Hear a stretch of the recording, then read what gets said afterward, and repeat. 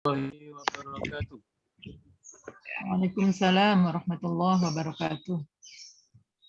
Alhamdulillahirabbil alamin wa bihi nasta'inu ala umuri dunya waddin. Wassalatu wassalamu ala asyrafil anbiya'i wal mursalin sayyidina wa maulana habibina wa syafi'ina Muhammadin. Allahumma salli wa sallim wa barik alaihi wa ala alihi wa ashabihi ajma'in. Subhanaka la ilma lana illa ma 'allamtana innaka antal alimul hakim. Rabbi shrah li sadri wa yassir li amri wahlul 'uqdatam min lisani yafqahu qawli. Rabbana zidna ilman nafi'a. Rabbana zidna ilman nafi'a. Amin. Rabbana zidna ilman amma ba'd. Yang terhormat ibu-ibu tim dosen pendamping mata kuliah keikian ya, mohon maaf, dan mahasiswi semuanya yang saya banggakan. Mohon maaf ya, ini ada gangguan internet di tempat saya, jadi nggak bisa pakai laptop, ini pakai HP ini ya. Semoga tetap jelas suaranya ya. Bisa didengar ya? Bisa Pak Kiai. Baik. Hari ini kita akan membicarakan pertama masalah ya, wajibatu thalibati jami'atil Quran nahwal Quranil Karim. Kewajiban mahasiswa terhadap kitab suci Al-Quran. Kewajiban mahasiswa terhadap kitab suci Al-Quran. Wajibatu thalibati jami'an Al-Quran nahwal Quranil Karim. Jadi kita selaku mahasiswa mempunyai ya kewajiban-kewajiban terhadap Al-Quran yang tentu di atas kewajiban-kewajiban umumnya kaum muslimin ya, yang tidak kuliah di. Inilah di antara tugas Anda yang cukup berat ya, karena Anda punya tanggung jawab, kewajiban, wazifat ya, yang tentu di atas umumnya kaum muslimin dan muslimat ya, yang ada di muka bumi. Nah, kewajiban yang pertama al-awwal al-imanu bil Qur'anil Karim imanan shadiqa, imanan qawiyya, imanan la yashubu syakun, imanan la yashubu syai'un minasyukuki. Nah, itu kewajiban pertama. Awalan wajibatu thalibati jami'al Al-Quran ya al-iman atau huwa al-iman bil Quranil Karim imanan shadiqa, imanan khalisa, imanan la yashubu syai'un minasyukuki minasyak. Artinya selaku mahasiswa wajib mengimani sepenuhnya terhadap kebenaran kitab suci Al-Quran. Dengan iman yang benar, iman yang tulus, iman yang sedikit pun tidak dicampuri oleh suatu keraguan-raguan. Ini penting, karena sekarang banyak pemikiran-pemikiran yang masuk ke kita, sengaja dimunculkan oleh musuh Islam, oleh orang yang ingin menyerang Islam, lewat cara at-tashkik fil Quranil Karim. Yaitu ya mendorong kita agar kita ragu terhadap kebenaran Al-Quran. Terakhir ada itu dari tokoh kita, Pak Sas. Tahu Pak Sas? Tahu nggak Pak Sas? Kiai Gede, Ketua PBNU, Profesor Dr. Kiai Haji Said Sirot ya, Said Agil Sirot.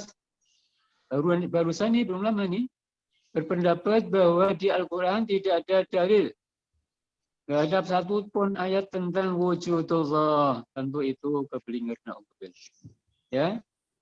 Sekalipun muncul dari tokoh Islam, ya, ulama besar, profesor, kalau tidak benar kita harus meluruskan, jangan diikuti. Ya.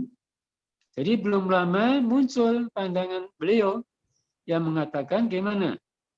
Tidak ada dalil di Al-Quran tentang wujudullah. Na'udzubillah, itu jelas keliru.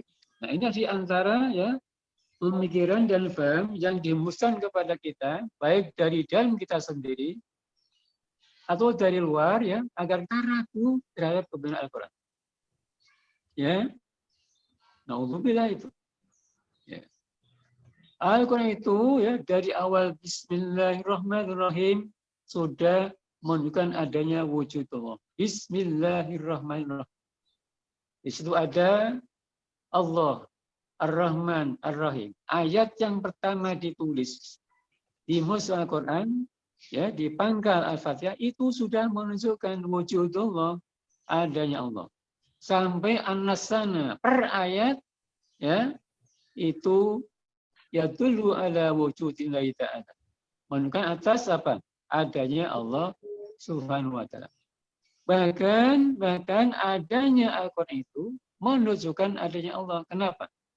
Kan kita meyakini ada wahyun min indillah, firman Allah, wahyu dari Allah. Kalau Allahnya nggak ada gimana? Ya, jadi itu pemikiran yang benar-benar menyimpang, inhiraf, jangan sampai ya ganggu mahasiswa iki, akhirnya jadi ragu, kemudian pulang nggak jadi kuliah diki karena ternyata di Al-Quran tidak ada dalil tentang wujud Allah. Itu sebagai contoh ya, yang terakhir itu, yang paling anyar, yang paling baru. Jadi di kanan kiri kita, di depan kita, belakang kita, ini tiap hari muncul pemikiran yang meragukan kita tentang kebenaran Al-Quran, tentang kebenaran Sunnah, tentang kebenaran Islam, tentang kebenaran Muhammad Rasulullah Sallallahu Alaihi Wasallam. Nah, ini harus hati-hati. Nah, makanya yajibu alaina al-iman bil Quran Karim, imanan shadiqan, imanan qawiyya, iman khalisa, ya, annahu wahyun indillah alladhi yatulu ala wujudillah. Kita wajib mengimani sepenuh hati, ya, dengan penuh keyakinan yang sedikit pun tidak tercampur keraguan, ya, bahwa Al-Quran itu ya hak min indillah. Al-haqqu min rabbika fala takunanna minal mumtarin. Dzalikal kitab la raiba fi hudan lil muttaqin, di awal surat apa? Al-Baqarah. Ya. Nah, kalau itu wahyu dari Allah, pasti Allah itu ada. Kan? Kalau Al-Quran itu adalah kitab suci yang diturun Allah, maka munzilnya pasti ada, yang menurunkan masih ada, yaitu Allah. Ya. Nah, ini sebagai contoh ya. Perlunya kita harus apa? Meyakini sepenuh hati tentang kebenaran Al-Quran sebagai dalil semua ya permasalahan hidup yang ada di hadapan kita ini. Itu dalilnya ada di Al-Quran. Ada yang mansusa, ada yang apa? Ghairu mansusa. Ada yang apa? Tekstual, ada yang kontekstual. Ada yang langsung dalilnya jelas tegas, ada yang tidak langsung. Nah, ini maka perlu kita kaji. Nah, ini secara detail nanti dijelaskan oleh disiplin ilmu usul fiqh bahwa ya semua yang ada di Al-Quran, semua yang ada dalam kehidupan ini, ya, perusahaan apapun itu sejatinya ada dalilnya di dalam Al-Quranul Karim. Cuma imam mansusa artinya jelas tegas, wa imma ghairu mansusa artinya tidak jelas, tidak tegas, perlu dikaji ya lewat ijtihad, ya, lewat penafsiran, lewat penakhiran. Imam Syafi'i ya rahimahullah menegaskan laisat waqi'atun illa laha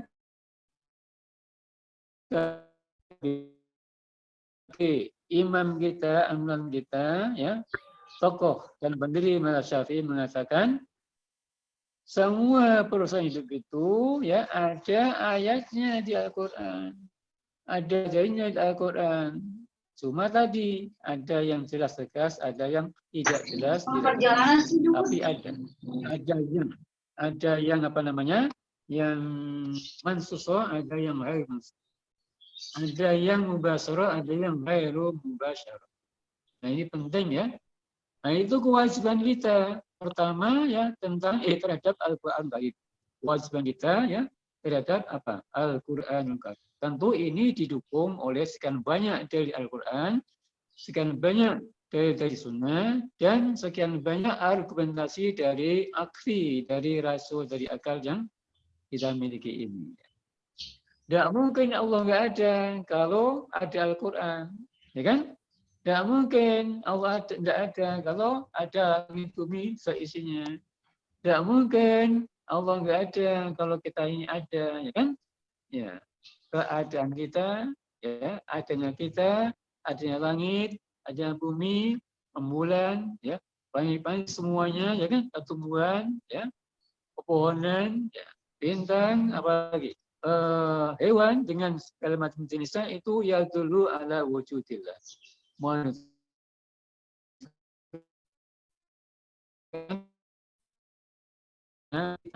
Tahu Arabi? Arabi itu orang Arab Badui yang tinggal di gunung-gunung, di hutan-hutan, tidak berpendidikan. Ya, ditanya ya Rasulullah, coba kamu tunjukkan dalil tentang wujudullah. Coba kamu tunjukkan argumentasi tentang adanya Allah. Gimana dia bilang?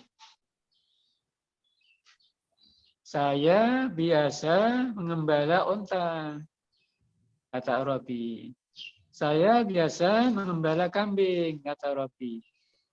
Saya biasa mengembala sapi, kata Arabi.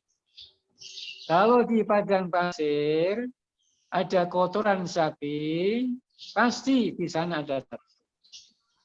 Kalau di padang pasir, di hutan, di rumputan ada kotoran kambing, pasti ada kambing.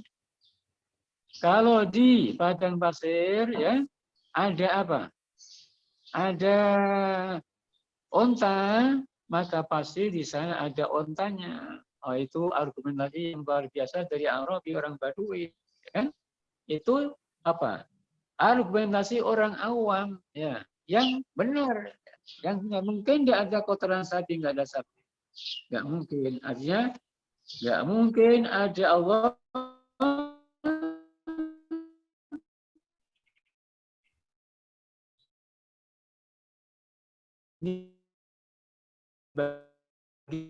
jangan terpengaruh dengan pemikiran-pemikiran sekarang muncul ya terkait ya dengan apa upaya-upaya dari non muslim dengan berbagai cara ya memunculkan pemikirannya, ada yang langsung, ada yang lewat tokoh-tokoh Islam sendiri ya, agar kita ragu kepada Islam, ragu kepada Al-Quran. Nah, inilah kenapa IKI didirikan, supaya iman kita kepada itu mantap ya, bukan iman-iman yang apa gampang goyah, yang kena serbuan pemikiran akhirnya langsung apa hancur. Nah, jangan sampai begitu. Ya, jadi Anda sekarang bisa hati karena mahasiswi harus kritis ya, harus terus berpikir ya, jangan gampang menerima pandangan pemikiran sekalipun muncul dari tokoh-tokoh Islam sendiri. Karena sekarang banyak tokoh Islam yang sudah terkontaminasi oleh pemikiran-pemikiran ya yang liar, yang muncul dari kalangan liberal, dari kalangan filosof, dari kalangan non-muslim dan lain-lain yang isinya ingin menggoyah akidah kita tentang Al-Quran, tentang sunnah, tentang Islam. Nah, ini penting. Baik, itu yang pertama ya. Yang kedua, kewajiban kita adalah ja'lul Qur'ani manhajal hayah. Ja'lul Qur'ani imaman wa manhajal hayah. Jadi sebaiknya direkam supaya Anda kalau ketinggalan mencatat nanti bisa ada rekaman. Tapi ini kan Zoom ada rekamannya ya, bisa diambil ya. Iya. Sudah Pak Kiai Rizda yang merekam. Iya Pak, udah ada PJ-nya. Iya, Penanggung jawabnya Rizda Pak Kiai untuk merekam.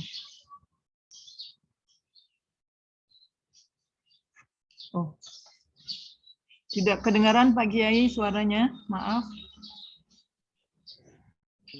Ya, baik. Baik ya. Jadi yang kedua, sanian kewajiban mahasiswi kepada Al-Quran atau terhadap adalah ja'lul Qur'anil Karim imaman wa manhajal hayah. Ja'lul Qur'anil Karim imaman wa manhajal hayah. Artinya apa? Menjadikan Al-Qur'anul Karim sebagai imam kita, anutan kita, panutan kita, wa manhajal hayah, dan sebagai pedoman hidup kita. The King of Life. Ya. Jadi kita wajib menjadikan Al-Quran Karim sebagai apa? Sebagai imam, ya, dan manhajul hayah. Artinya apa itu manhajul hayah? Pedoman hidup kita. Jadi selaku muslimah, selaku mahasiswi harus diukur nih, ya, perbuatannya dari pagi sampai sore malam, ketemu pagi. Ucapannya dari pagi, siang, sore, malam, ya. Kemudian apa? Pendengarannya dari pagi, siang, sore, malam. Kakinya, ya, pemikirannya harus sesuai dengan Al-Qur'anul Karim. Itu artinya kita menjadikan Al-Quran sebagai imam kita, sebagai pedoman hidup kita. Dan sampai ada yang muncul dari mulut kita, ya, yang tidak sejalan dengan Al-Quranul Karim. Yang sampai ada dari tangan kita, kaki kita, pemikiran kita yang muncul yang tidak sejalan dengan ta'alimul Quran Karim, dengan agamul Quran Karim. Ya.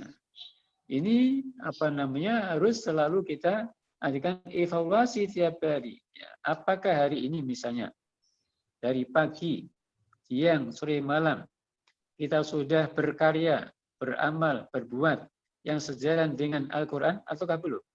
Atau justru kebalikannya, adakah ucapan kita, perbuatan kita, tingkah kita dari pagi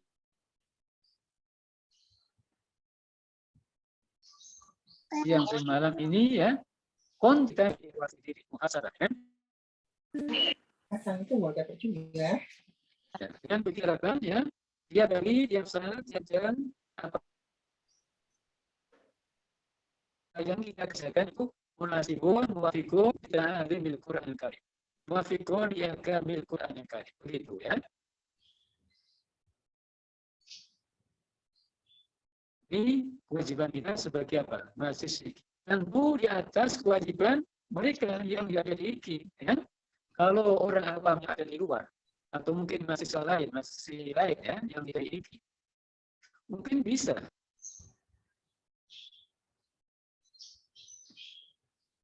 Kesalahan ya oleh ahli dan kota.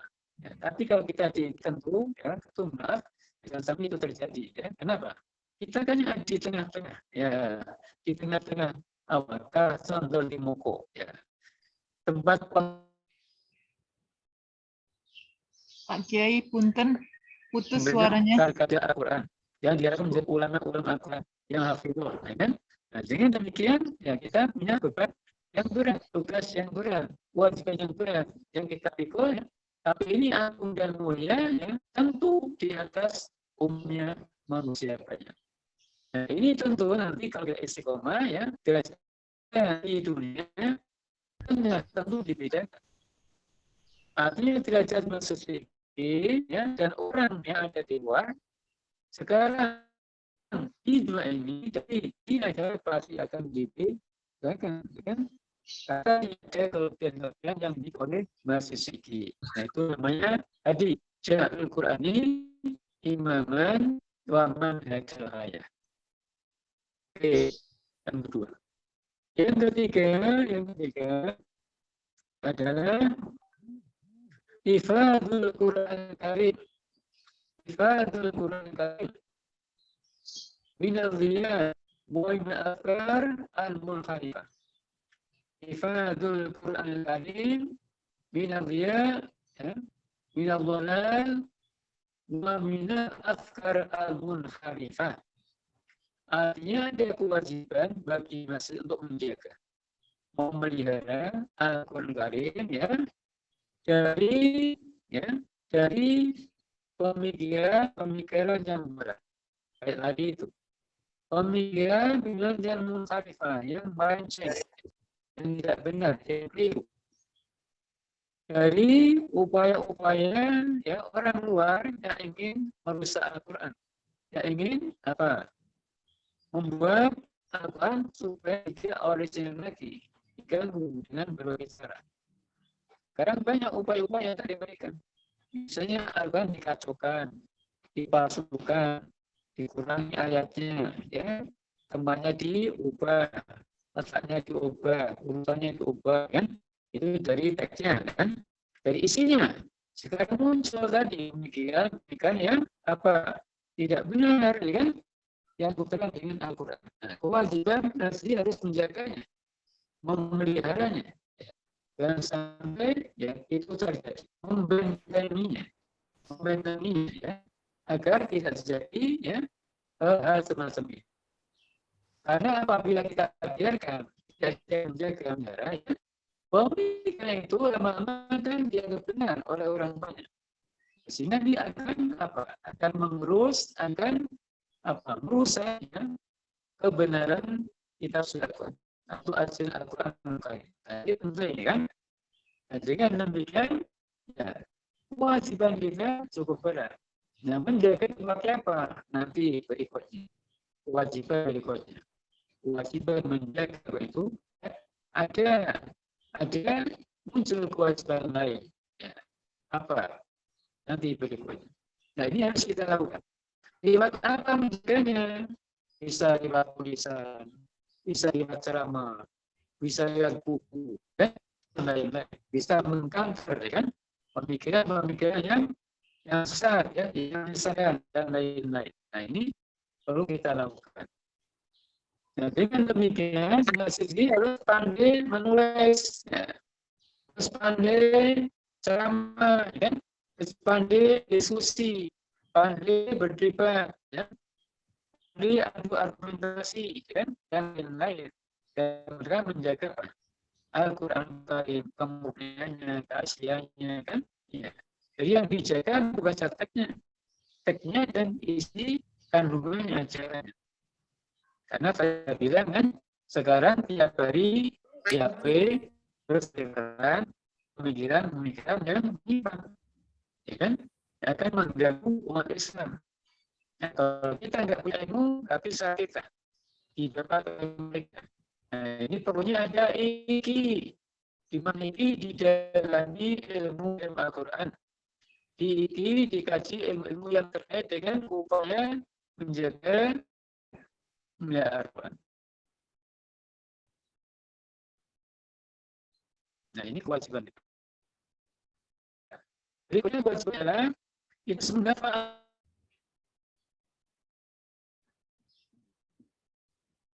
Al-Quran. Ini kan mereka menjaga keaslian dan kebenaran Al-Quran juga. Jadi wajib masih menghafal Al-Quran cuma 30 juz. Kalau 5 juz belum gugur kewajiban.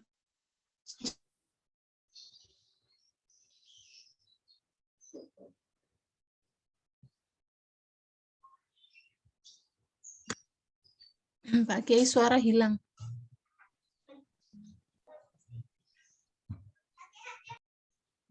Malah keluar ya. Terpental ini. Terpental Pak Kiai, tadi suaranya tidak terdengar. Kan? Nah, sekarang sudah kedengaran. Ya, tadi hilang. Ada gangguan di sini ya. Baik ya. Ya, Pak Kiai. Baik, jadi begitu ya. Menghafal itu untuk orang selain masjid fikih hukumnya fardu kifayah. Ya. Hukum asal menghafal adalah fardu kifayah. Artinya khitabnya disampaikan kepada muslimin secara kolegial, secara kolektif ya. Kalau ada yang sudah menghafal satu kampung, maka gugur kewajibannya. Semuanya orang satu kampung. Satu desa gitu juga sudah ada hafidh satu, maka gugur kewajibannya. Satu kecamatan gitu juga. Provinsi gitu juga. Tentu harus banyak karena kecamatan tentu wilayahnya banyak. Kota banyak, kabupaten banyak, provinsi banyak. Se-Indonesia ya tentu harus perlu banyak. Enggak cukup seorang qori seorang hafidz atau hafidzah kan. Harus banyak hafidz ini orang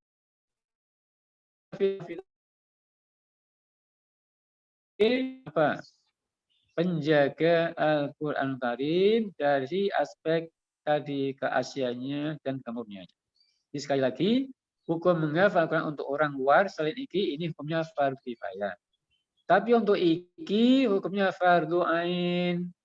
Fardhu ain kenapa? Begitu Anda masuk iki, berarti Anda siap ikuti semua aturan yang ada iki.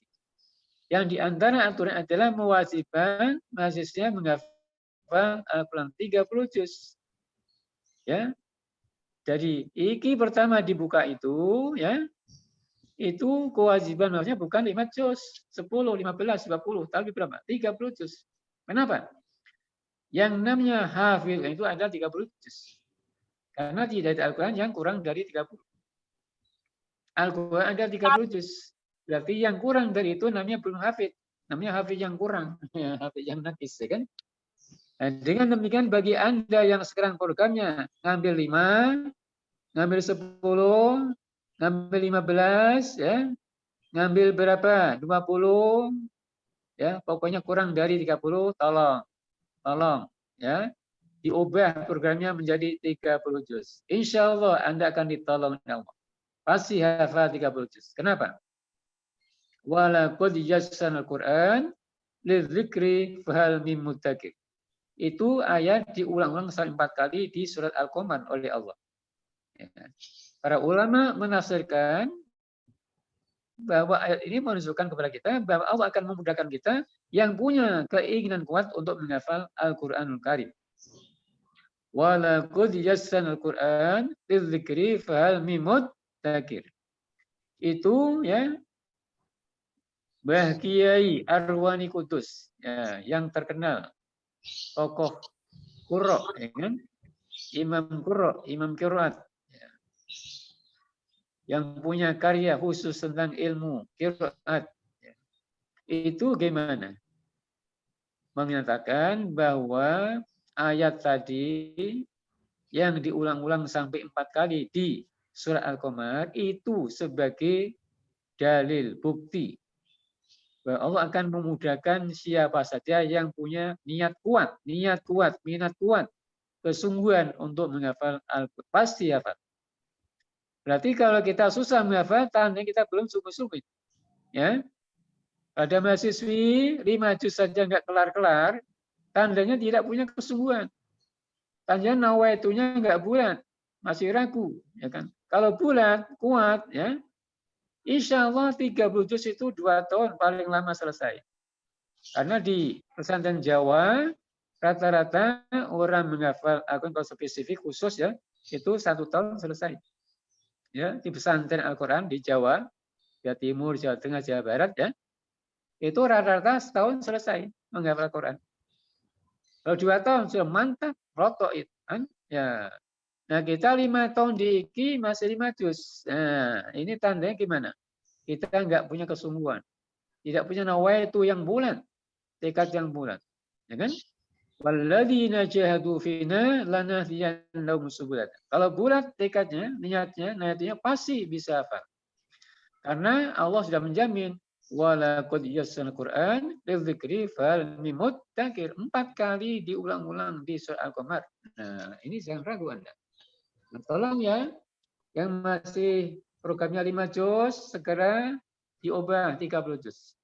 Yang 10 diubah 30 juz. Yang 15, 20, 25 diubah 30 juz. Karena nggak ada Al-Quran yang kurang dari 30 juz. Dan itulah kenapa IKI didikan oleh Profesor Ibrahim Hussein. Supaya bisa dicetak hafidh-hafidh yang ulama yang hafal 30 juz, bukan kurang dari 30 juz. Paham dong? Paham dong jami'ah? Fahimna, Ya. insyaallah. Fahimna. Ya, begitu. Jadi masih semangat Anda ya. Masih muda-muda, insya Allah 2 bulan selesai. Karena di kampung saya ada janda muda. Janda muda, ya, sebagai kompensasinya dia lari ke pesantren Al-Quran. Ngapain? Menghafal Al-Quran. 7 bulan hafal 30 juz. Nah, luar biasa. Itu janda itu. Anda kan bukan janda, ya kan? Ya, tentu lebih hebat lagi. Anda bisa hafal 3 bulan selesai. 5 bulan selesai. Karena janda 7 bulan selesai. Masa kalah sama janda? Nah, kan? Ya, itu ada di kampung saya. Sekampung dengan seorang. Ya, dia punya suami, dicerai, ya. Bagaimana kompensasinya, pelariannya? Dia bukan kawin lagi, tapi kawin sama Al-Qur'anul Karim. Datang ke pesantren Al-Quran, ya, ketemu kiainya, menghafal 7 bulan selesai. Subhanallah. Anda inginnya begitu, saya inginnya begitu. Saya inginnya Anda berlomba begitu. Apakah ada di antara Apakah ada di antara yang setahun selesai? Hafiznya? Apakah ada di antara Anda yang sekarang sudah 30 juz? Ini rata-rata semester berapa? 7 Bapak. Dasar 7 Bapak. 7. Berarti sudah 29 juz ya, insya Allah ya. Amin. Karena sudah semester 7 kan. Ya, kan tinggal sebentar kan. Ya. Jadi semester 7 mestinya sudah 27 juz paling tidak. Ya kan? Ya. Jadi jangan masih 5 juz saja. Malu sama orang tuanya yang ngirim susah-susah ya kan, dikasih duit kan. Ya, malu juga sama calonnya. Sudah punya calon belum? Belum, alhamdulillah. Belum. Belum, alhamdulillah. Kalau belum, alhamdulillah, ya kan? Kalau sudah, innalillah. Bagi yang sudah, innalillah. Yang belum, alhamdulillah. Jadi jangan mengecewakan calonnya ya, yang masih nunggu di kampung ya. Jangan Anda mengecewakan calonnya dan calon mertuanya. Yang lama nunggu Anda supaya datang sebagai hafidhoh 30 juz. Sebagai ulama perempuan. Sebagai bunyai. Karena sudah disiapkan pesantren Al-Quran ini oleh calon mertuanya di kampung ini. Kan?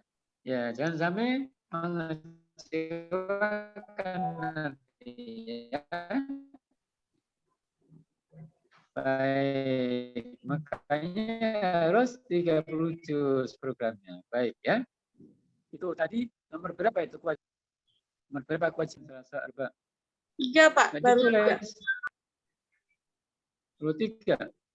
Coba baca lebih. Pertama apa? Al-Iman. Al-Quran Karim. Kedua apa? Kedua, menjadikan Al-Quran sebagai panutan dan pedoman. Jangan imaman memanajal haya ya. Ketiga apa? Ketiga, memelihara Al-Quran. Ya, hifdzul Al-Quran. Keempat apa? Menghafal Al-Quran. Yang keempat, kewajibannya menghafal Al-Quran. Itu wajib ain ya. Fardu ain ya, bukan wajib kifayah. Karena Anda sudah masuk di IKI, ya kan? Kalau menyesal keluar dari IKI saja, tapi jangan, ya kan? Dengan mundur teratur, ya kan? Dengan mundur teratur, kan? Nanti mundur teratur lagi, kan? Ya, sudah pas. Anda sudah tepat kamarnya, tidak salah kamar. Jangan mundur teratur ya, karena yang nunggu di sana, ya, imam mertua, imam sam, ya, mendapatkan nanti dapat apa? Calon punyai yang 30 juz, masalahnya itu, ya kan? Oke, khamisan yang kelima. Al-khamis kewajibannya adalah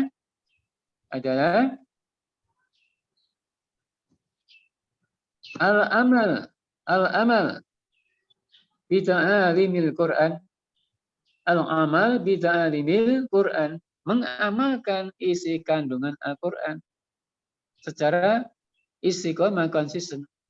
Al-amal bita'alimil Qur'an wa kamihi bil istiqomah, mengamalkan ajaran Al-Quran ya, isi kandungannya ya, dengan istiqomah. Nah, itu kewajiban kita selaku mahasiswa iki. Tentu di atas kewajiban orang luar sono, ya kan? Iya. Orang luar mungkin orang luar ya. Jamaahnya jarang-jarang atau nggak perlu atau nggak mungkin. Mungkin qobliyah ba'diyah nggak dikerjakan juga, ya kan? Kemudian orang luar sana mungkin ya kan? Puasa sunat nggak dikerjakan. Orang luar mungkin nggak sholat duha. Tapi kalau mahasiswa iki itu wajib sholat berjamaah. Kalau di rumah sama keluarganya, sama saudaranya, sama adik. Ya, di kampus iki, di Asma iki ya di masjidnya Raudhatul Quran kan? Sekarang belum kan? Masih online kan? Ya, kemudian masih sholat duha, masih apa? Sholat tahajud, sholat witir, sholat hajat, sholat tasbih. Itu namanya al-amal bi ta'alimil Quran. Al-amal bi ahkamil Quran. Ya. Bil istiqomah. Ya. Jadi ya kehidupan keislaman kita tidak boleh sama dengan orang luar, ya kan? Amaliyah kita, ibadah kita, kiprah kita, perjuangan kita tidak boleh sama dengan orang luar. Harus di atasnya. Karena kita berada di pusat Al-Quran iki, di pusat Islam iki. Ya begitu, ya kan? Nah, itu kewajiban kita. Berat nggak itu? Insya Allah tidak berat, karena balasannya luar biasa dari Allah SWT. Ya, ini keberapa itu? Yang keberapa tadi? 5, Pak. 5 ya. Berikutnya adalah at-takhalluq bi akhlaqil Quran.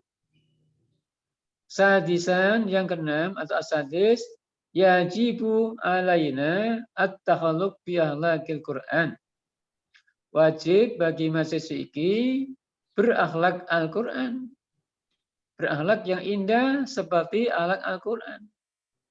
Berakhlak yang bagus seperti yang ditunjukkan oleh Al-Quran. Jadi mahasiswa iki wajib berakhlak Al-Quran.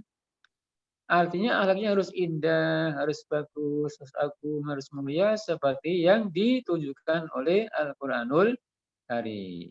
Seperti Rasulullah, di mana Sayyidah Aisyah mengatakan karena khuluqul Quran. Rasulullah itu akhlaknya ada Al-Quran. Artinya Al-Quran yang berjalan itu Rasulullah. Nah, mahasiswa iki selaku calon ulama perempuan, akhlaknya harus indah kayak Al-Quran. Jangan sampai menyalahi Al-Quran, kan? Misalnya nggak boleh apa? Nggak boleh terlambat sholatnya, nggak boleh terlambat kuliahnya, nggak boleh terlambat setornya, nggak boleh ngomong yang tidak sopan, yang tidak bagus, ya kan? Nggak boleh syirik, nggak boleh hasad, nggak boleh iri, nggak boleh dengki, kan? Nggak boleh suka iseng sama kawannya, umpamanya begitu. Pokoknya akhlaknya mesti indah. Mencerminkan akhlak Al-Quranul Karim. Itu kewajiban siapa? Mahasiswa iki. Kenapa begitu? Karena nanti akan menjadi imam. Anda itu nanti menjadi imam. Menjadi ulama perempuan. Menjadi panutan. Kan? Menjadi tokoh. Yang akan ditiru oleh umat. Oleh masyarakat. Ya, makanya harus indah akhlaknya. Bagus akhlaknya.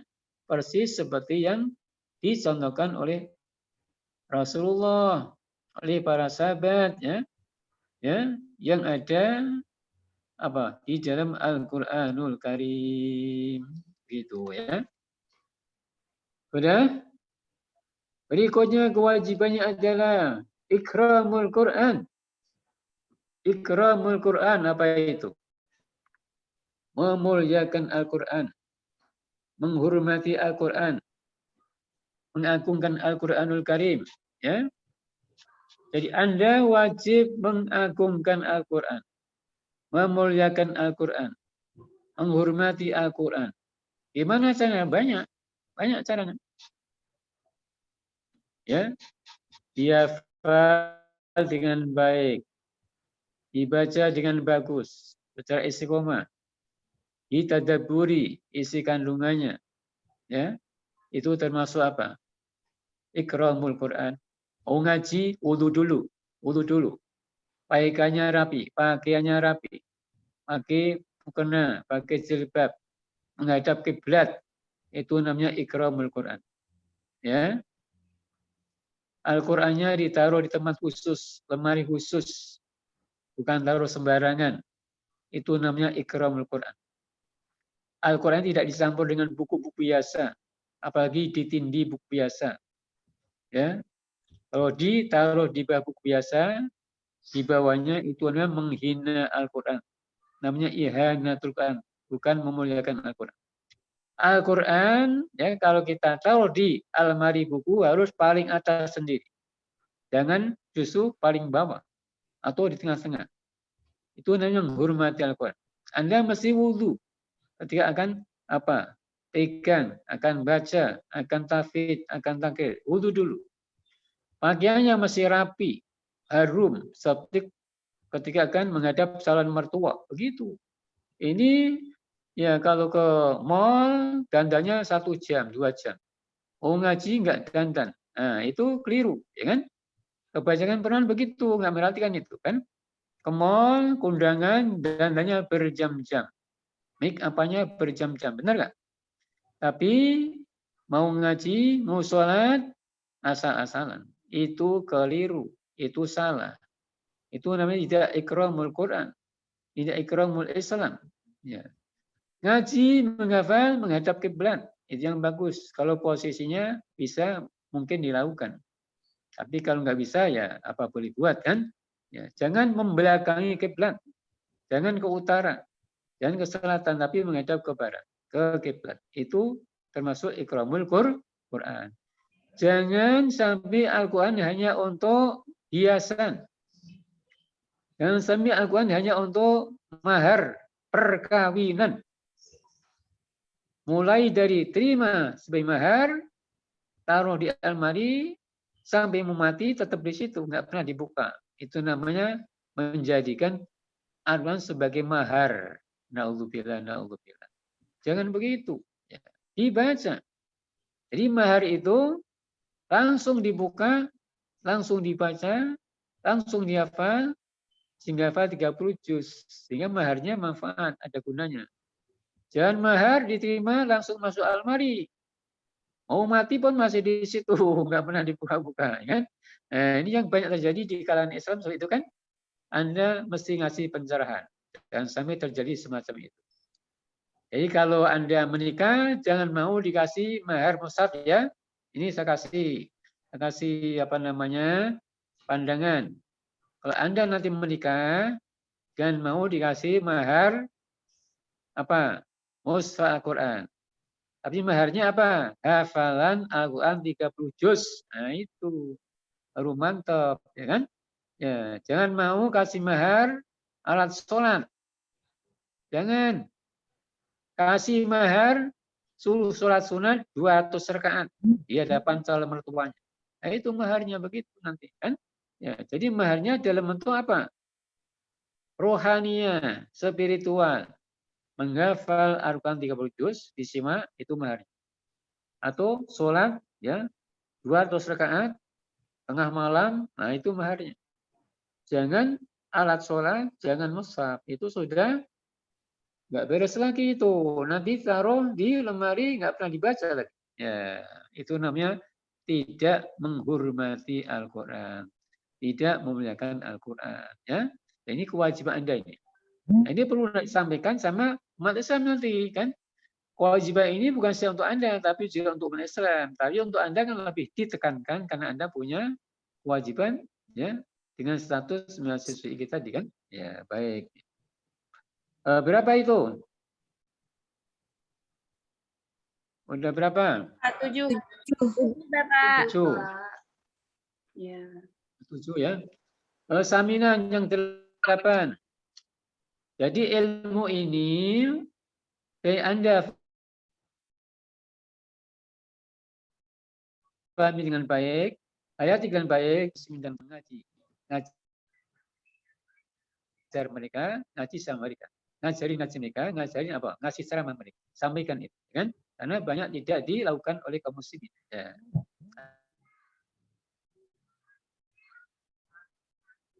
Anda berkewajiban menyampaikan sebagai ilmu yang lain. Yang ke-8, ya. Kewajiban Anda selaku masjid adalah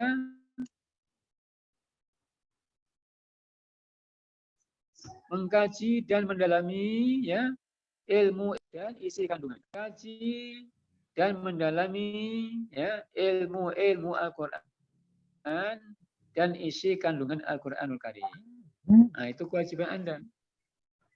Makanya di IKI ada mata kuliah ulum sekian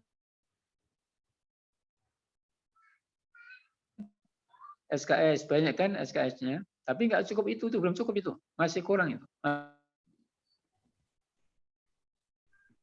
Masih banyak disampaikan.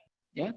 Jadi ulum kayaknya Anda nggak cukup hanya ngambil dari kuliah saja. Itu sepintas saja. Anda mengkaji, ya, apa ilmu Al-Quran,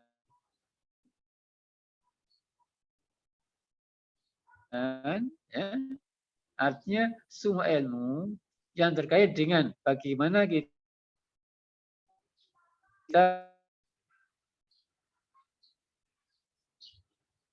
bisa Quran, ya, dan mengkaji, baca kitab kuning.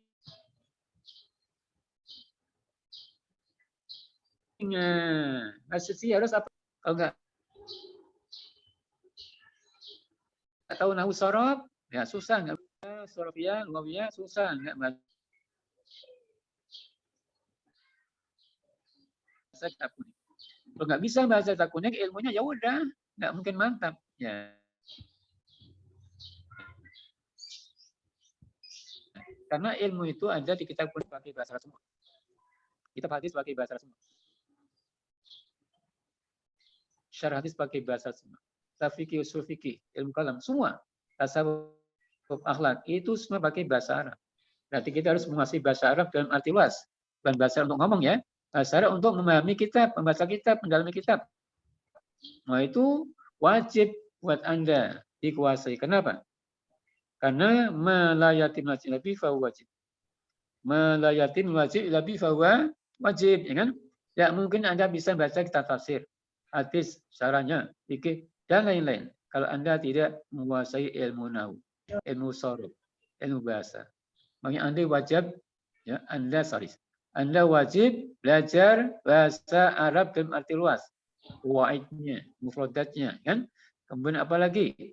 Qawaid nahwiyahnya, qawaid sarfiyahnya. Ini wajib dikuasai. Bahkan qawaid balaghiyahnya, balaghahnya.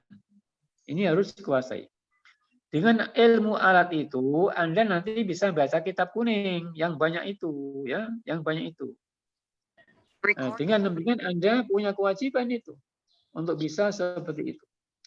Karena tanpa itu Anda nggak mungkin bisa menggali ilmu Al-Quran yang banyak yang ada di Al-Quran Karim. Anda nggak mungkin menggali madhaminul Quran, ya, muhtawiyatul Quran, ahkamul Quran, ta'alimul Quran, nggak mungkin, kan? Ya. Dengan demikian, kalau ada di Anda belum bisa baca kitab kuning, sekarang ini wajib cari dosen, wajib cari guru, belajar privat, ya begitu. Nggak punya duit, minta orang tuanya, masih ada orang tua, kan? Ya, kan mungkin dosennya yang ada perlu dikasih transport, kan? Ya walaupun nggak minta, kan? Ya itu perlu fulus. Artinya untuk mencari ilmu itu memang perlu ada zat. Apa itu zat? Zat itu ya perbekalan yang lengkap supaya kita dapat ilmu yang banyak, begitu, kan? Nah ini kembali kemarin, ya, kita masih mencontoh guru kita, Profesor Haji Ibrahim Hussein, ya, yang apa? Ngajinya luar biasa. Sudah kuliah di Azhar, ya. Di luar kuliah nanti belajar sama guru besar di luar Azhar, di luar jamiah, kan? Macam-macam ilmu dipelajari. Setelah kemarin sama oleh Profesor Nadir, kan? Ya. Di Indonesia gitu juga. Beliau itu Masya Allah. Sudah dari ulama masih ngaji sama ulama. Tiap hari baca buku. Pagi, siang, sore, malam itu baca buku. Saya juga tahu persis karena saya pernah tinggal di rumahnya 2 tahun. Tahu persis kan? Jadi pagi-pagi habis subuh ya sudah pegang kitab.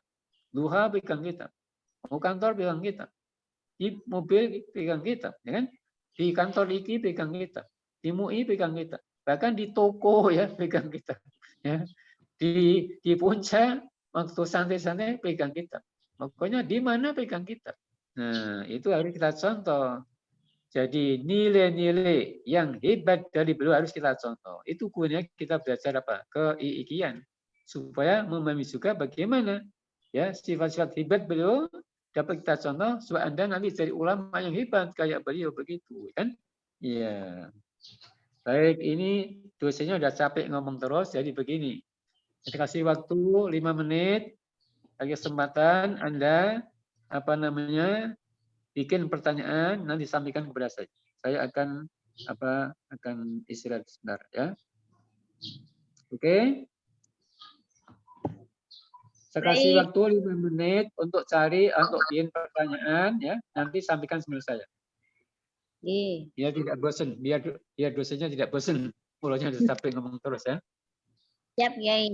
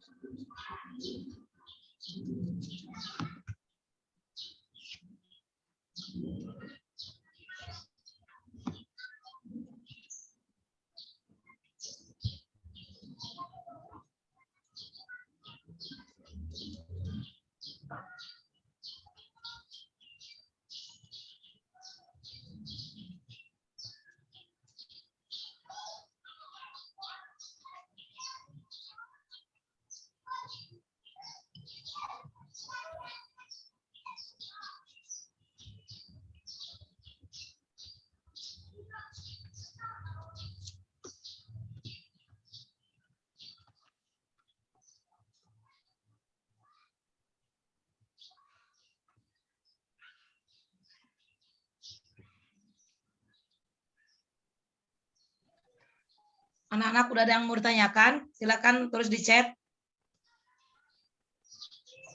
Oh nih udah ada ya. Kita lihat di chatnya ya. Siapa nih yang sudah bertanya?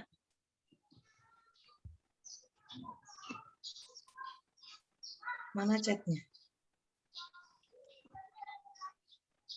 Siapa mau bertanya?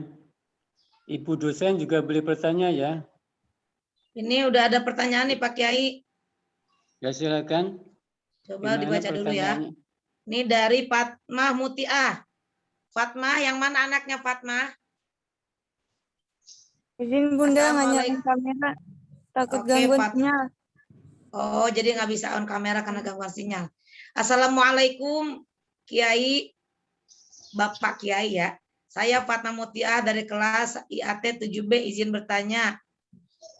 Kan salah satu kewajiban mahasiswiki adalah terhadap Al-Quran, ikramul Quran, yaitu memuliakan Quran, memuliakan Al-Quran. Di dalamnya termasuk juga usaha kita menjaga wudhu, tetap dalam keadaan suci saat akan berinteraksi dengan Al-Quran. Nah, di IKI kan ada program tahfidz yang mewajibkan mahasiswi untuk menyetorkan hafalan dan mengejar target hafalan. Sehingga kemudian saat sedang tidak suci pun tetap menghafal demi memenuhi target. Apakah ini menyalahi kewajiban ikramul Quran tersebut? Sebelumnya mohon maaf tidak nyalain kamera karena gangguan sinyal. Baik, langsung saja dijawab oleh Bapak Kiai. Baik. Ini pertanyaan yang sangat bagus ya. Yang kemarin juga disinggung waktu ada Profesor Nadirsah ya. Mahasiswi IKI yang ikut matkul masal fikih dan ikut pengantar saya waktu Mas Tama, di sana mesti sudah mendapat ilmu ini. Dan ini penting difahami oleh mahasiswa IKI ya. Jadi begini, untuk hadas kecil kan wudu ya kan. Nah, ini bagaimana? Di dalam pandangan para imam mazhab tentang kewajiban wudu ketika kita membaca Al-Quran, menyentuh Al-Quran, membawa Al-Quran, membuka mushaf, ya, itu ada dua pendapat. Pendapat pertama itu pendapat jumhur. Jumhur di sini maksudnya adalah mazhab Hanafi, mazhab Maliki, mazhab Syafi'i, mazhab Hambali, yang mengatakan bahwa bagi yang muhdis, artinya yang punya hadas kecil, maka wajib wudu kalau akan pegang mushaf, untuk membaca, untuk tahfidz dan lain-lain. Nah, ini pendapat jumhur ya. Kemudian ada pendapat Daud Al-Zahiri. yang mengatakan, ya, ada pendapat Al-Zahiri yang mengatakan, kedengaran nggak ini suara saya ya? Dengaran Ustaz. Jelas. Oke. Kedengaran. Pak. Kedengaran sekali. Ada pendapat ya Al-Zahiri yang mengatakan muhtis hadasan asal boleh memegang Al-Quran, boleh membawa mushaf untuk dibaca, untuk dihafal, untuk ditakrir, untuk diajarkan dan lain-lain. Dengan demikian bagi Anda ya yang mungkin kesulitan ketika akan wudhu ya kan, karena ada faktor-faktor tertentu misalnya kan, ya yang kita tidak tahu ya kan, banyak faktornya kan, ya mungkin karena sakit, ya mungkin karena apa, maka Anda bisa pindah ke mazhab Zahiri yang mengatakan bahwa kita tidak wajib wudhu ketika memegang Al-Quran, memegang mushaf. Dengan demikian, insya Allah dengan ilmu ini Anda tidak termasuk ihanatul Quran atau menghina, tetap Anda ikramul Quran, memuliakan Al-Quran karena Anda ada ilmunya. Dalilnya apa? Dalilnya adalah la yamassu illal mutahharun.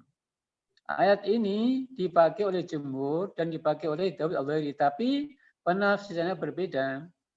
Jumhur yakni mazhab Hanafi, Maliki, Syafi'i, Hambali mengartikan la yamassu illal mutahharun itu namanya kalam khabari bimakna insya'i. Maksudnya ya kalimat informatif tapi artinya melarang kita tidak boleh menyentuh Al-Quran kecuali dalam kondisi suci. Mutahharun artinya mutatahhirun, telah bersuci. Nah, dengan mesti wudu. Itu pandangan jumhur. Kalau Anda ikut pandangan Zahiri bukan begitu. Benar ayatnya sama. La yamassu illal mutahharun. Mutahharun artinya apa? Malaikat yang suci-suci tidak pernah menyentuh Al-Quran yang ada di Loh Mahfuz sana, jadi hunya itu hak itu ya. La yamassu itu haknya kalau menurut Zahiri kembalinya kepada apa? Al-Quran yang ada di Loh Mahfuz. Maksudnya Al-Quran yang ada di Loh Mahfuz tidak pernah disentuh kecuali oleh malaikat yang suci-suci. Nah, dengan demikian tidak bisa difahami ini melarang kita untuk wudhu kalau kita ingin mengikat Al-Quran. Sementara jumhur memahami la yamassu illal mutahharun, tidak boleh menyentuh Al-Quran yang ada ini, yang tangan kita ini, yang depan kita ini, kecuali orang yang telah bersuci yang sudah punya wudhu. Nah, dengan demikian maka Anda punya ilmu sekarang kan? Ketika Anda misalnya tidak mungkin wudhu, ada kerepotan, ada apa, tayamum nggak bisa juga misalnya, Anda bisa pindah ke mazhab Zahiri, nggak ada masalah. Satu. Yang kedua, bagaimana kalau udurnya udur, sorry, ini tamu yang tiap bulan datang kepada Anda. Kembali ditanyakan waktu ada Pak Profesor Nadir ya, waktu ada minggu yang lalu ketika Pak Profesor Nadir ada yang tanya kan belum dijawab. Ini saya jawab sekarang. Ini penting, Anda mesti tahu ini. Ya. Bagaimana haid? Ya. Wanita yang sedang datang tamu tiap bulan itu. Ya. Membaca Al-Quran. Pegang Al-Quran. Kalau Anda ikut jumhur itu adalah mazhab Hanafi, ya, mazhab Syafi'i, mazhab Maliki, ya, mengatakan, saya ulangi lagi, jumhur itu adalah mazhab Hanafi, mazhab Syafi'i, mazhab Hambali bukan Maliki, Hambali. Ya, menyatakan bahwa haid haram pegang Al-Quran. Haid haram baca Al-Quran. Haid haram menghafal Al-Quran. Haid haram takrir, haram setor, haram mengajar, haram belajar Al-Quran. Ini pendapat jumhur. Apa alasannya? Hadis Nabi, la yaqulu junubu wal haidu syai'an minal Quran. Orang yang junub dan haid tidak boleh baca Al-Quran. Ya, untuk junubnya konsensus, ya. Ini kita pisah, jangan disamakan. Untuk junub konsensus ulama, artinya haram, ya, orang yang junub pegang Al-Quran, baca Al-Quran, ya, tahfidz, takrir, setor, ngajar dan lain-lain. Kenapa? Karena junub waktu singkat, cepat bisa mandi bisa. Jadi harus mandi dulu, wudu dulu, begitu. Makanya konsensus, nggak ada khilaf. Tetapi untuk haid ini ada khilaf, ya kan? Jumhur pakai hadis tadi, la yaqul junubu wal haidu syai'an minal Qur'an. Sehingga orang yang junub, ya, sorry. Orang yang haid, ya, yang haid, ulang lagi, haid bagi jumhur sama persis dengan junub. Artinya haram baca, haram pegang, haram menghafal, haram setor, haram takrir, haram ngajar, haram belajar. Bagaimana untuk mahasiswa yang punya organ tahfidz, ya, yang harus terpenuhi targetnya. Kalau tidak ketinggalan. Begitu ketinggalan tahfidznya, ketinggalan ujiannya. Begitu ketinggalan ujian, ketinggalan wisudanya. Begitu ketinggalan wisudanya, ketinggalan menikahnya, ya, ijazahnya ketinggalan. Begitu ketinggalan ijazahnya, ijazah juga ketinggalan. Gimana nih solusinya? Ada solusi. Anda bisa ikut pandangan Mas Maliki yang mengatakan bahwa haid itu boleh membaca Al-Quran, boleh tahfidz, boleh takrir, boleh setor, boleh ngajar, boleh belajar Al-Quranul Karim. Haid ini. Apa alasannya? Alasannya Imam Malik bin Anas tidak pakai hadis tadi, nggak dipakai. Tetapi pakai esesan, pakai kaidah esesan. Pakai daya esesan. Gimana esesannya? Begini esesannya.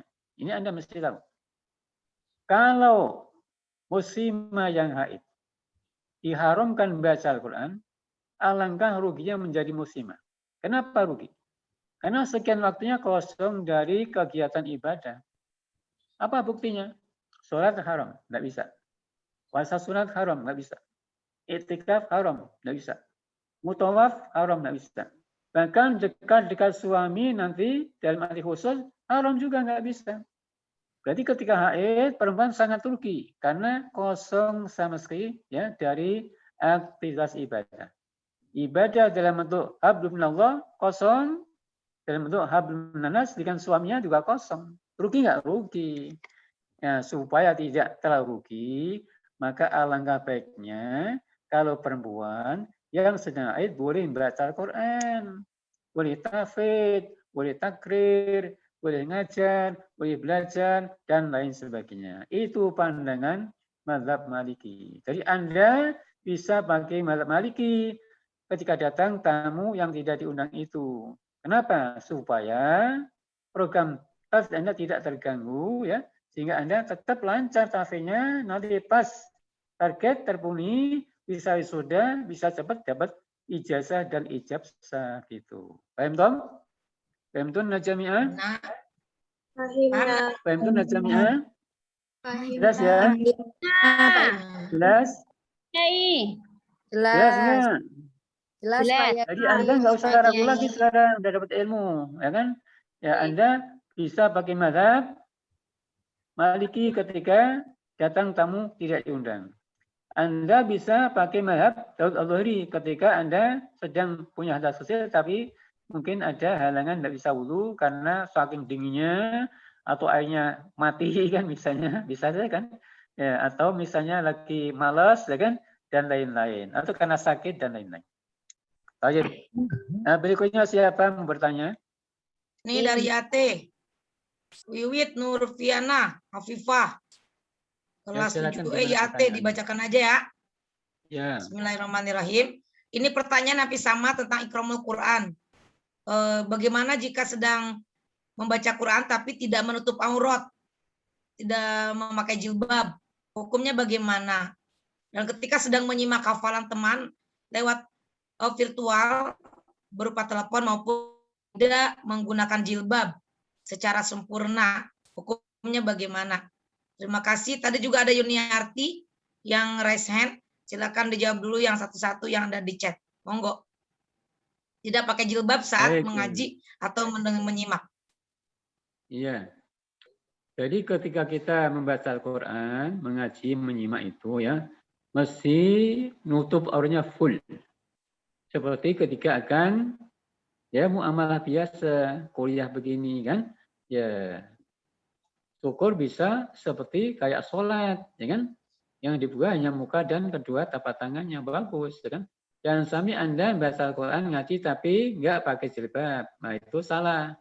Karena menutup itu ya tidak dalam waktu ada orang saja, ya kan? Ini kan ibadah kepada Allah. Lalu Anda harus pakai penampilan yang paling sempurna, kan? Berarti jilbabnya rapi, busana rapi, ya. Bahkan tadi suci, pakai parfum, dandan juga yang rapi, ya. Dan sampai Anda ini sama tetangga dandan cakep banget. Sama Allah nggak dandan, keliru nggak itu? Keliru, ya kan? Ada kundangan, dandannya tadi berjam-jam. Ini mau ngaji kan itu mukhotobah sama Allah. Ya. Kita tatap muka sama Allah, berbincang sama Allah dengan Al-Quran itu. Nah, berarti Anda namanya, mohon maaf nih, su'ul adab, kan? Kurang adab kan. Ya, jadi mesti sempurna juga Anda penampilannya. Ya, dandan dulu yang rapi. Tadi mandi dulu, ya, wudu dulu, dandan yang rapi, sholat 2 rakaat dulu, baru baca Al-Quran. Baru tafid, baru simaan, itu yang paling top, yang paling bagus. Menghadapnya kiblat kalau bisa. Nah, itu begitu. Jadi kalau Anda mengaji atau nyimak tapi nggak pakai jilbab, gundulan, ya kan? Atau pakainya asal-asalan, ya, tidak nun aurat, tentu itu berdosa. Itu termasuk apa? Tidak memuliakan Al-Quran. Ya, termasuk su'ul adab. Oke. Sudah jelas ya? Oke. Jelas. Dan sampai ada ya? Ada lagi, masih ada waktu Jazilatul Maulia. Dikirain Jazilatul Fawaid. Anaknya Pak MPR, wakil MPR, Jazila juga. Dari KPI silakan Ananda Jazilatul Maulia, monggo. Terima kasih Ibu Kiai, izin bertanya terkait tentang apa? Ini bukan Ibu Kiai, Bapak Kiai. Oh iya, Bapak Kiai. Ya masa Ibu Kiai? Kan Bapak Kiai. Nih, Bapak Kiai. Itu mau jadi Ibu Kiai itu. Mau jadi Ibu Kiai. Ibu-ibu, Bapak-bapak. Terkait tentang apa beralih mazhab ke Imam Malik ya. Iya. Ketika kondisinya misal seperti ini, Bapak, kita ada hataman itu, apakah masih bisa? Tapi kita saat sedang haid gitu, terus kita masih ada yang suci, terus kita disuruh untuk udah ikut baca aja gitu. Apakah kita masih boleh memakai mazhab Maliki atau tidak boleh gitu. Untuk pertanyaan pertama. Kemudian yang kedua, kita boleh beralih ke mazhab Maliki ketika hanya berada di IIKI saja, atau ketika kita sudah keluar di IIKI kita sudah harus paten membawa menganut mazhab jumhur gitu. Oke. Ibu udah beralih. Ini on off gitu maksudnya? Pertanyaannya ya. Keyakinan on off gitu Insya atau Allah saya sudah paham pertanyaannya ya kan. Itu sangat bagus pertanyaannya, sangat bagus ya. Sekali lagi kalau Anda nanti belajar masalah fikih sama saya pasti ketemu itu. Makanya masih Anda masuk syariah itu. Saya ketemu saya belajar masalah fikih ya kan. Ya, atau pas ada pengantar Mas Tama, biasanya saya ngasih masalah itu. Baik, jadi begini ya, pindah mal itu tidak tergantung dengan tempat. Ya, kapan saja, di mana saja bisa, asalnya sudah ngaji, sudah tahu ilmunya. Ya, jadi pindah mal itu tidak terkait dengan tempat dan waktu, kapan saja Anda bisa pindah mazhab ya, asal Anda sudah ngaji, sudah tahu. Sebab Anda belum tahu, belum ngaji, tentu nggak bisa pindah mazhab kan, karena nggak punya ilmunya kan. Ya, jadi begitu. Pendapat yang kuat yaitu tokohnya Imam Al-Kamal Ibnu Hammam mengatakan ya, kita ini boleh milih mazhab mana saja. Yang kita sudah tahu, sudah ngaji ya, kapan saja, di mana saja. Misalnya begini, Anda sekarang kan pengikut Syafi'i ya kan? Ya, kemudian pindah ke Hanafi, nggak apa-apa, boleh. Kapan saja, di mana saja. Pindah ke Maliki, oke juga. Hambali oke juga, asal sudah punya ilmunya, lewat ngaji, lewat kuliah. Kalau belum, tentu nggak bisa, ya kan? Nggak bisa, namanya taklid buta kan? Nggak mungkin, ya kan? Ya. Nah, ini pendapat yang sangat banyak dipakai oleh ulama-ulama dunia Islam. Ya. Ada pendapat sempit, pendapat pendapat Al-Qarafi sama Al-Qafal ya. Ada pendapat sempit, pendapatnya Al-Qafal sama Al-Qarafi yang mengatakan kita tidak boleh pindah mazhab. Harus satu saja. Wah, itu nggak kepakai sekarang. Kenapa? Sulit, nggak bisa dipakai. Anda itu sekarang tanpa disadari sudah pindah mazhab. Dari mana tahunya? Dari mana tahunya? Dari mana tahunya? Anda itu punya kartu kredit. Punya nggak? Punya. Punya. Punya apa namanya? ATM. Punya. Punya. Anda sudah ibadah haji, umrah. Insya Allah. Insya Allah. Nah, ATM, ya kartu kredit dan yang sejenis itu namanya alat transaksi. Kalau Anda ikut fikih Syafi'i nggak bisa dipakai. Karena heru akil, nggak berakal. Ya kan? Anda sudah pakai kan? Anda tanpa desain sudah pindah ke Maliki sama Hanafi. Ya, tanpa ngaji itu. Itu taklid tanpa ngaji namanya. Ya, makanya mesti ngaji dulu iki. Untung adalah di iki, tahu ilmunya. Kalau Anda umroh haji di pesawat, sholatnya gimana? Wudu nggak bisa, ya kan? Bisa meledak pesawatnya orang sebanyak itu. Dan itu ya diperuntukkan untuk wudu, ya kan? Kemudian tayamum. Apakah Anda harus bawa debu dari kampung, dari rumah Anda, pakai kantong plastik begitu masing-masing, orang satu pesawat? Nggak mungkin, nggak mungkin. Jadi wudu nggak bisa, tayamum dengan debu nggak bisa. Gimana sholatnya? Kita tayamum dengan dinding, dengan jok kursi kita, dengan dinding pesawat, dengan kursi lipat yang ada di depan kita, dengan pakaian kita, dengan mukena kita, dengan sajadah, dengan jilbab kita, itu tayamumnya, ya. Itu dibenarkan. Itu mazhab siapa coba? Itu bukan mazhab Hanafi, bukan mazhab Maliki, bukan mazhab Syafi'i, bukan mazhab Hambali, itu sudah mazhab Auza'i. Nah, Anda sudah pindah ke mazhab Auza'i, tapi belum ngaji dulu itu, ya kan? Jadi sekarang sudah mendunia, ya, pendapat Al-Kamal Ibnu Hammam itu. Artinya kita bisa ikut mazhab mana saja asal sudah ngaji, kapan saja di mana saja. Nah, dengan demikian Anda sudah dapat ilmu ini, kan? Jangan ragu lagi. Bisa diamalkan kapan saja di mana saja, ya kan? Termasuk tadi ketika Anda sedang ikut khataman, kan? Anda ulur, ya udah oke. Anda ikut mazhab siapa? Al-Zahiri, kan misalnya gitu.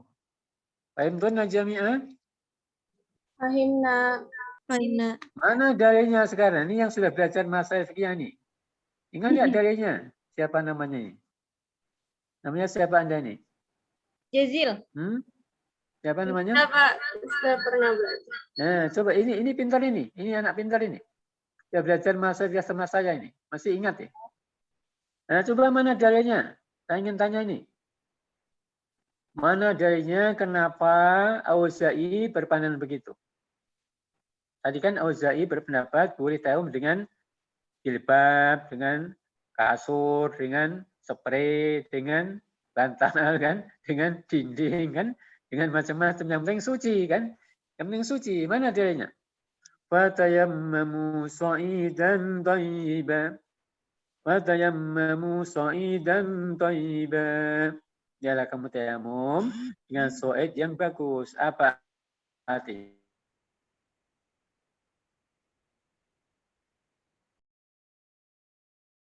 Yalah apa? Ma sa'uda ala wajil ardi.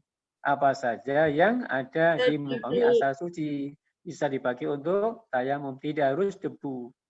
Cari debu di Jakarta sekarang susah. Kenapa? Nggak ada debu. Ada di gedung, di jalan, kantor segala macam, ada tanah hitam. Itu bukan debu, nggak bisa dipakai untuk tayamum. Jadi Anda di Jakarta, kalau tayamum harus ikut Auza'i. Nggak bisa ikut Hanafi, Maliki, Syafi'i, Hambali, nggak bisa. Ya. Nah, ini perlu kita belajar apa? Fikih perbandingan supaya luas ya wawasan kita sehingga kita mudah untuk beribadah kapan saja dan di mana saja. Fahimtunna jami'an? Fahimna. Nah, Bisa ngikutin? baik, masih ada waktu Akan 7 tanya? menit lagi. Ya, silakan, masih ada waktu. Bertanya. 7 menit lagi untuk absen atau mau satu lagi. Ini pertanyaan dari siapa nih? Katanya tentang mahar. Dari Bella Bartiza, 7A IAT, izin bertanya. Pak Kiai tadi Gimana menganjurkan pertanyaannya? mahar dengan hafalan Al-Quran. Apakah Mm-mm. diperbolehkan hanya hafalan yang dijadikan mahar? Karena yang Oh, saya iya. ketahui bahwa sebelumnya syarat mahar itu adalah harus memiliki harga. Apakah pengetahuan saya keliru atau tidak? Jadi kapan nikahnya kalau mau cari hafiz yang 30 juz mungkin begitu. Atau kalau udah ada sih enak. Silakan Pak Kiai.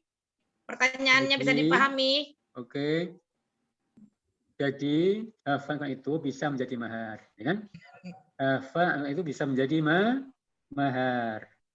Mahar itu tidak harus bentuk ain, tapi bisa dalam bentuk manfaat ilmiah, spiritual. Ya, hafalan itu namanya mahar dalam bentuk ilmiah, spiritual. Itu dibenarkan. Justru lebih tinggi nilainya daripada misalnya mobil mulus kan, rumah bagus kan, ya fulus yang bertumpuk-tumpuk, ya lebih berharga hafalannya, lebih tinggi nilainya, nggak bisa dihargakan, ya kan, saking tingginya, benar nggak? Ya, jadi diperbolehkan. Tempo hari ponakan saya menikah, maharnya apa? Hafalan alfiyah. 10.000 bait. Nah, hebat nggak itu? Hebat. Maharnya bukan duit, bukan alat sholat, bukan mushaf, bukan yang lain-lain, bukan mobil, bukan rumah, tapi apa?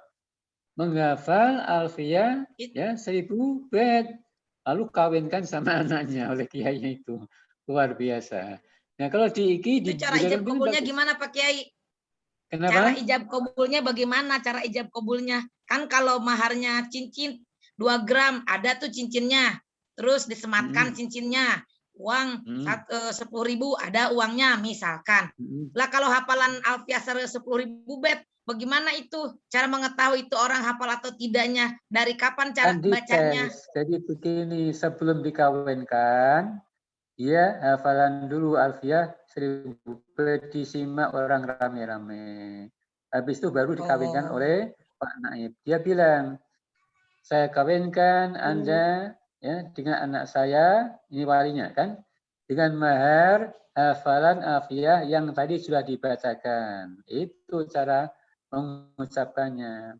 Kalau hafalan Quran, saya kawinkan Anda dengan anak saya dengan hafalan 30 juz. Itu cara mengucapkannya. Ya, ini jangan ragu. Halal boleh. Nanti Anda Kiai mau nanya Pak Kiai. Penghulunya nungguin atau tidak? Sharing Pak Kiai. Kenapa? Sharing. Saya ya, nungguin atau tidak? Iya. Waktu putra saya menikah itu Bunda silakan masuk. Maharnya Al-Quran, surat Al-Kahfi waktu itu. Jadi sebelum akad itu di hadapan Pak yang hadir di acara itu membacakan dulu maharnya itu yang surat Al-Kahfi itu didengarkan oleh orang semua. Nah seperti Pak itu. Kiai mau nanya Pak Kiai saya. Memang begitu caranya. Bentar, memang begitu caranya. Tadi suruh nanya pada susah, sekarang udah jam 10.57, 3 menit lagi. Suruh nanya sampai istirahat setengah jam. Udah mau habis nanya selap-selip gimana sih nih? Udah 3 menit lagi ya. Minggu besok aja, minggu besok. Belum absen. Udah 3 menit lagi udah. Kak Ipa mau nanya apa? Silakan Bu Ipa. Sudah ya. Jadi Pak Kiai masih mau akhiri ya. 2 menit lagi no. Masih silakan. 2 menit lagi, 2 menit lagi, 2 menit lagi, 2 menit lagi. Iya Pak Kiai. Jadi kalau untuk hafalan kan diberikan ya. Kemudian sebenarnya tanggung jawab kita yang diberi itu bagaimana ya Pak Kiai? Kan kita sudah diberikan tadi ya hafalan surah Al-Kahfi tadi misalkan. Terus kita kan yang diberi mahar. Nah, itu apakah ada tanggung jawab kita ke depannya juga menjaga atau seperti apa gitu. Jadi dari sisi kita perempuannya gitu Pak Kiai. Terima kasih. 1 menit Pak Kiai, silakan dijawab. Tidak ada kewajiban apa-apa, tidak ada tanggung jawab apa-apa, ya kan? Pokoknya diterima sebagaimana sudah selesai sah kawinnya, jadi suami istri yang halal itu aja. Nggak ada kewajiban. Kalau kalung kan bisa dipakai Pak Kiai. Kalau cincin bisa dipakai. Ketika tidak punya uang dijual itu kalungnya buat biaya makan, buat biaya beli belanjaan. Lah kalau hafalan, gira nggak punya uang, bagaimana jual hafalan? Siapa ikut MTQ dulu? Bagaimana ini? Pahalanya jauh lebih mahal. Kalau menikah, dengarin. Kalau menikah, ridho dengan Al-Quran, hidupnya akan dijamin tidak bakal kelaparan. Nanti duanya malah melimpah ruah. Tidak bakal kehabisan duit. Gitu kan. Jangan ragu. Sure? Ayo anak-anak semua cari calon suaminya hafiz Quran. Biar berkah. Ya, melimpah hartanya, melimpah pahalanya. Baik ya, cukup ya kita akhiri ya. Kita akhiri ya. Baik. Cukup ya. Cukup. Jadi begini, minggu depan yang ngajar adalah ibu-ibu yang cantik-cantik ini.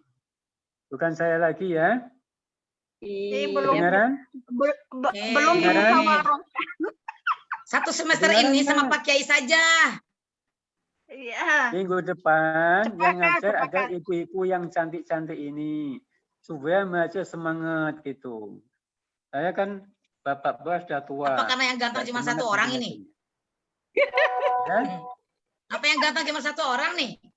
Pak Kiai. Cuma Pak Kiai aja. Yang ngajar nanti bergantian. Ada Ustazah Tuti, Ustazah Nur Iza, Ustazah Ifati. 4 orang bagi-bagi tugas ya. Oke? Oke? Semoga ada manfaatnya ya kan? Mohon maaf ya kalau ada kekhilafan baik dalam ucapan dan lain-lain ya kan? Mari kita akhiri dengan baca doa majelis. Subhanakallahumma alhamdulillah. Terima kasih. Mohon maaf. Assalamualaikum warahmatullahi wabarakatuh.